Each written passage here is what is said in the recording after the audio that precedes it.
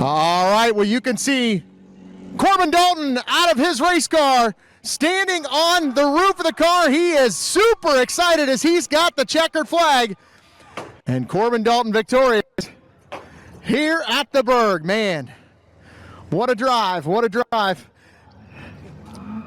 for Corbin Dalton. Hey, man, congratulations. That was super, super impressive. Obviously, you had to start from the tail. It didn't matter, but it was chaotic through the middle there. But in the end, man, you took the first place there, coming to the white flag, and you pulled away. Great job. That is just unbelievable, man.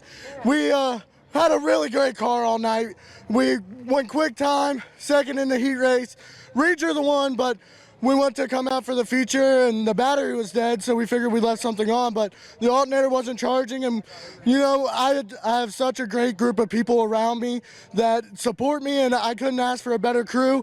And we got to work in the lineup chute, and it was just a little too late to be able to start the pole. But, man, was that fun. Yeah, man, it had to be fun from your perspective.